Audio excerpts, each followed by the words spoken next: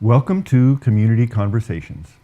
I'm your host, Steve Mantis, and my guest today is Alice Bellavance, the CEO of the Brain Injury Services for Northwest Ontario? Northern Ontario. Northern Ontario, BISNO. That's right. Welcome, Alice. Thank you. So we've known each other for almost 30 years now. At least. But in terms of our audience, maybe share a little bit about your background. Were you born and raised here in Thunder Bay, or give us a little bit of your history?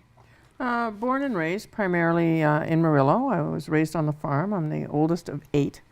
I have 7 brothers, so that made for an interesting time. And then I went into the nursing assistant program. Back then it was offered through the Ministry of Health, and because they needed more practical nurses at the bedside, and so I did that and started my career at McKellar, moved away for a little bit, but came back to Thunder Bay and have really worked in community-based health care since 1977, so I've been at this for a while. So the oldest of 8. So where do you see, how has that impacted you? Like, how do you deal with all these brothers? Well, I think you learn to be a mom and a big sister fairly early on in life. I mean, I was 9 years old when the second set of twins were born, so we had sort of 4 babies in the house, and so it made it very busy on the farm, going to a one-room school, and then later on going to the Thunder Bay Christian School, because my parents were founding members of that school. So it makes for a tight community, and I think it gives you a different kind of life experience and perspective, different work ethic. So yeah, it's all good. Yeah, I mean, it sounds like it fits really with kind of the helping professions or the serving others. Absolutely. You started, like you say, at the age of 9. Oh my gosh. Yeah, pretty much. So you're now the CEO of Brain Injury Services. Tell us a little bit about that organization. They've been around for how many years? Well, the organization actually started back in 1983 as the Organization for the Multi-Disabled, and it was really focused at looking at providing services for people who had more than one primary disability. And as you try to understand brain injury, individuals can have a multiple combination of limiting or impairments. So they can have physical limitations, they can have sensory impairments, they can have cognitive challenges, they can have some significant behavioral challenges or personality changes that then might present as psychiatric symptoms. So people tended to have multiple things going on, and so that's how we got started in 1983, and then we got some funding through the Ministry of Municipal Affairs and Housing to build a building under Project 3000. It was a provincial initiative to build 3,000 units in the province of Ontario that were rent gear to income, and then the other ministry, whether it was health or MCSS, would provide operating dollars to pay for the staff that would look after people in those units. And so that finally got built and opened in 1991. And then the ministry decided that the service provider couldn't also be the housing provider, so we had to form BISNO, or Brain Injury Services in Northern Ontario. So that corporation was formed in 1996 to become the service provider. OMD still exists, Organization for the Multi-Disabled. It owns the building that the people live in, and then BISNO provides the service. And this is a building over by Castle Green. Mm-hmm, mm-hmm. And we also have, the primary focus is supposed to be rehab. People are only supposed to stay there for 2 years. However, 7 of the 9 spaces, it was 10, but we had to downsize a bit because the complexity of care has increased over time, so the staffing ratios have increased, and it was just getting a little too crowded. So we're down to 9 spaces, but 7 of the 9 spaces are occupied by people who've been there since 2002.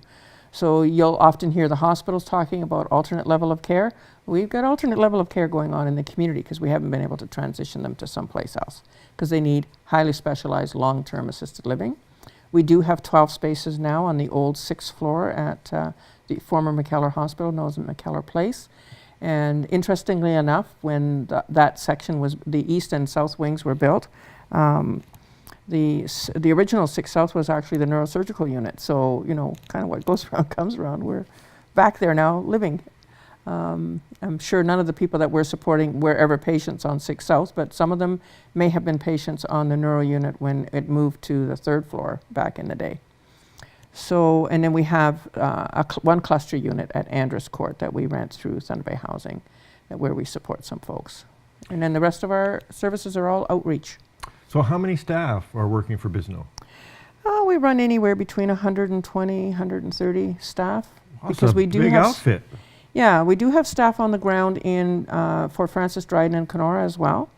But the bulk of our staff, when you're talking about assisted living sites, because it's 24 hours and the staffing ratios have to be quite high, that's where the bulk of our staff work.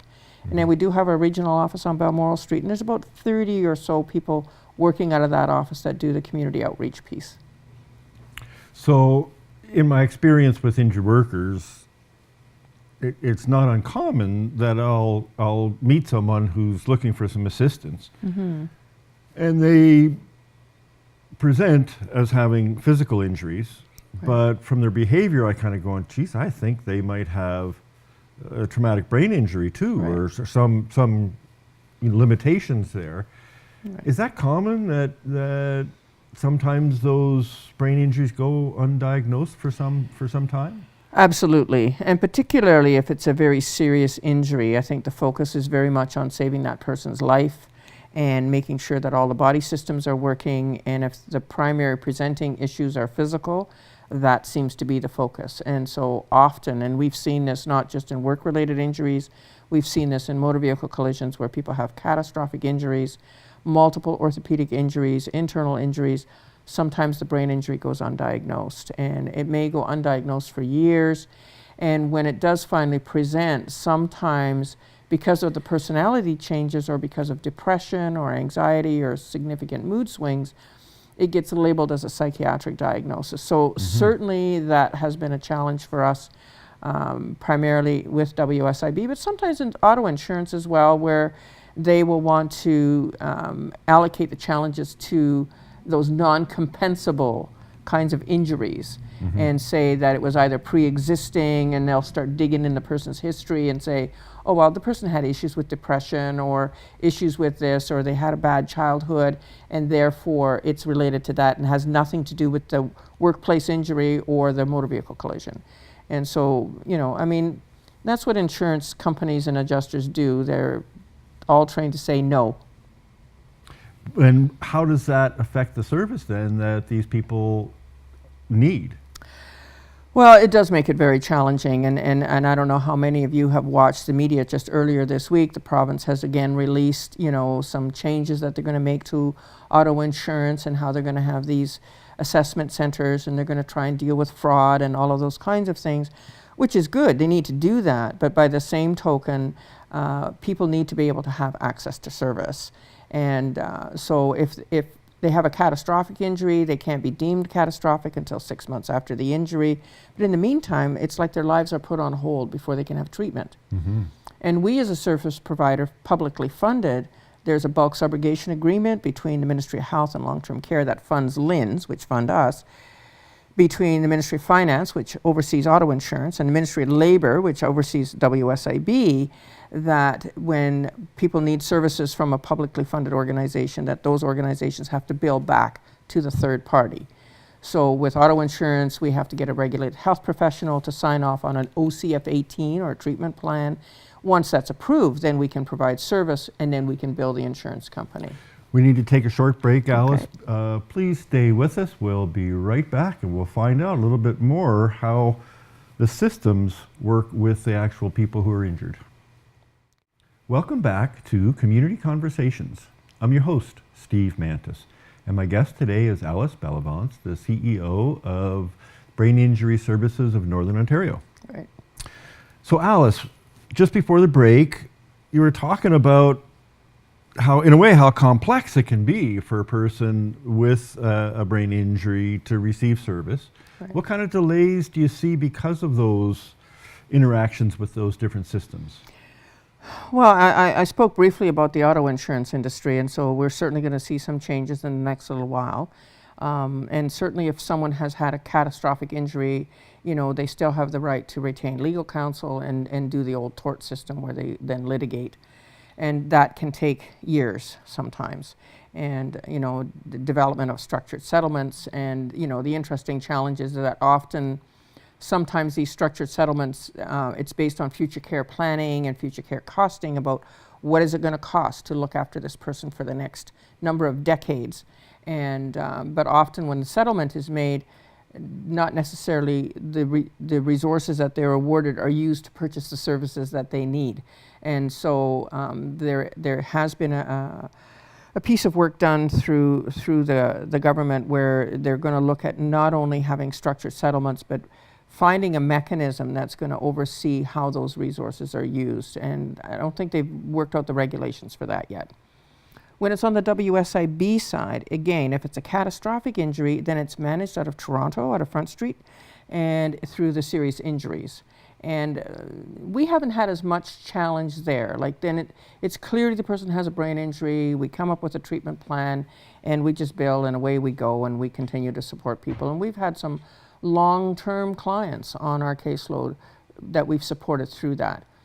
Where it gets a little bit more complicated, if the injury isn't as severe and it's managed through a local office, that's where sometimes we run into trouble, because they may not always understand the implications of the cognitive impairments and how that can impact a person's recovery, and the fact that they need some ongoing treatment. So it can get trickier. And how important is it that the treatment start as soon as possible? Does, like with a head injury, is that, I mean, many injuries, they say this is a real key piece.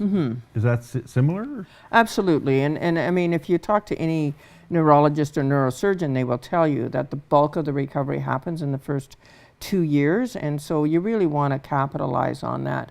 However, you know, sometimes physical limitations or physical injuries can sort of slow down that process, because you need to deal with that first, so that the person can actually focus on some of the cognitive rehabilitation, or if they need to be having speech and language therapy, or, you know, ongoing physiotherapy. So it's really trying to balance, how do you do all of the therapies, and then you're dealing with issues of fatigue, and you're dealing with issues of chronic pain possibly if they've had multiple injuries. So it's really taking a look at the whole person, and how do you do that in a meaningful way. We do have access to rehabilitation through St. Joseph's Hospital here in Thunder Bay on 3 North. We used to have a standalone ABI unit, but now it's been integrated into 3 North. And we still have access to a provincial resource in Hamilton, and we have used that fairly consistently for some of the more complicated situations where we've had people go to Hamilton and then they come back. So, I mean, we're hearing more and more about concussion as, I mean, that I'm not sure about how all the technical terms fit together, Right. but that injuries or accidents or impact that normally we wouldn't worry about, we're now starting to go, geez, this could have some impact. You know, I mean, like all our grandkids, we don't let them on the ice now unless they have helmets on, right? Exactly. That never used to be. No. What can we learn around prevention there, and what to do if we think someone in our family or friends might have actually had something that's damaging the brain there? Well, most people, and I think I've said this in other situations, the majority of people who have a concussion, you know, I think like 95, 96% do make a complete recovery. So even if you take a look at someone like Sidney Crosby, who had a pretty significant concussion and has had a couple of them, you know, he had access to the best of possible care, so he made a good recovery. And it was also a long time, because, and it's not so much about, I mean, for a while there, they used to say, you know, rest and do absolutely nothing. Well, no, you do need to rest a little bit, but then you need to slowly start increasing your activity. But the minute that symptoms reoccur, whether it's nausea or headaches or dizziness, then you stop. And then you wait a little while, and then you start again. So there's actually concussion standards now for treatment that were developed by the Ontario Neurotrauma Foundation, and those have been launched. And so there's lots of concussion clinics around the province. Many of them are focused on sort of sports injuries. So we do have one here attached to Lakehead University. You know, there are some other private providers that are developing concussion treatment programs in the province, and that's fine if you have access to third-party funding, or if it's been sports related, then you can do it through the university. but not everybody sustains their concussion that way. You know, if you have a fall on the ice, and we've certainly had some of that lately, or you know, the focus of the Ontario Brain Injury Association has been around intimate partner violence and concussion hits home, which has been one of their new campaigns with domestic violence. And so those individuals aren't going to have access to third-party funding, and it wasn't done in sports, so how are they going to access treatment? And so those are things that we need to start paying attention to. And because we have some clinical standards now that support how the treatment needs to occur, we can try and incorporate that into our services. But again, it's you know, when you have a wait list for everything, sadly you can't always get to people as quickly as you need to. And so what's that wait list look like in terms of time? On the community rehab outreach side, it's you know, 3 to 6 months. Sometimes a little longer. Again, it depends on the complexity of what the rehab targets are for that person. If they've come through St. Joe's and they've attended their outpatient program or their neuro day program, we try to pick them up fairly quickly if we can, because you don't want to lose that investment that has been already made by the public sector, and you don't want to lose the momentum of recovery because that person's very invested in wanting to continue on. So we try to pick those up a little bit quicker. But for those that are more complex, who need ongoing care and need 24-hour assisted living, we've had people on our wait list for 15 years before they get in, because we have limited spaces and people don't move. I've been at BISNO 26.5 years. Some of the people in my assisted living program are the same people I started with. Right. Because they were young when they got hurt, and so they're still with us. So you're kind of looking to the future. It looks like BISNO has to expand in order to be able to meet the demand. Absolutely. So one of the other things that I talk about is the fact that in the 1970s, you know, 85% of people with serious brain injuries died. In the 1980s, 65% died. By the 1990s, we're saving 85%. So there's been a total shift in the morbidity mortality rates. And so when I talked about our TLC in Castle Green, you know, when we first started working there, the people that we served were the walking wounded. They didn't need a lot of, they needed some short-term rehab. They were able to move on. But because we were saving people with more complex needs, that's why we had to change sort of the layout in terms of the number of people we could support. But they also haven't been able to move on then to something else. And that's why we have our own ALC thing happening. Big demand and resources are limited. We have to take another break. Please stay with us and we'll find out a little bit more about how this unfolds in the remote communities as well. Welcome back to Community Conversations. I'm your host, Steve Mantis, and my guest is Alice Bellavance, the CEO of BISNO, the Brain Injury Services of Northern Ontario. So Alice, we talked about a number of things, but now you provide service for all of Northern Ontario. Right. So what's happening in the north? Are there special issues or concerns that you're now looking to respond to? For sure. You know, when we talk about the assisted living spaces that we have here in the city of Thunder Bay, 75% of those spaces are occupied by people from the other 4 LHIN sub-regions. So the LHIN has been divided into the City of Thunder Bay, District of Thunder Bay, the Rainy River sub-region, which is Fort Francis, Atikokan, and Rainy River, Kenora, which includes Kenora, Dryden, Red Lake, and then there's the northern sub-region, which is Sioux Lookout and everything north. And so when I take a look at where do we have scale to develop more assisted living, the only community we really have scale to do this, the kind of specialized assisted living, is in Sioux Lookout. And we have a number of people from northern remote communities who are stuck in Thunder Bay because they can't go home because there's no services. And so if they were living in Sioux Lookout, they're one flight closer to home, it's a smaller urban setting, chances are they have relatives or know people in Sioux Lookout. It would just be enhance their quality of life immensely. So it's certainly on the radar with the LHIN.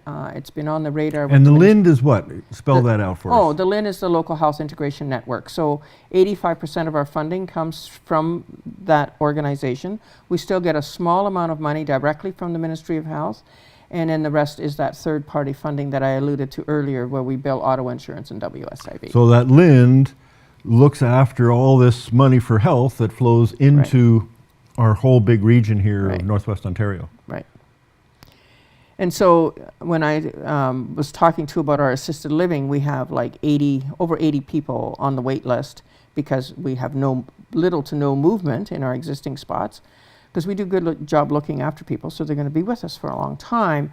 4 of those people are from northeastern Ontario. So when we first got developed in the early 90s, there were some resources allocated to the northeastern Lynn area, but there wasn't anything that they could really do with it. And they said, well, we'll give it to you guys, because we didn't quite have enough. And they said, as long as we give it to you, that you agree to take people from the northeast. And so in our early years, sometimes half of our spaces would be occupied by people from Sault Ste. Marie, Sudbury, Timmins, Kirkland Lake. So wherever. we were like groundbreakers here in Thunder Bay. Yeah, we were. And so many of those people were able to move back to their home communities. We would organize whatever supports they needed. In the meantime, the March of Dimes Canada also developed services in Sudbury. And so the only reason that those 4 particular individuals are on our wait list is that their level of care is beyond what March of Dimes can provide in their assisted living, so they will stay on our wait list. But the bulk of the people that are on our wait list are from northwestern Ontario. So I think about, and help me out here, that with any number of circumstances, our brains can be injured, and you have to kind of relearn things. Yeah. For a different part of the brain. You know, this part was injured, now this part's going to pick it up. Right. And, you know, it's almost like you're going back to being a kid. That's right. And as a kid, you learn really so much from your family. Right. And in a way, so to me, I'm kind of connecting the dots here. It's like, if you don't have your family around, Yeah.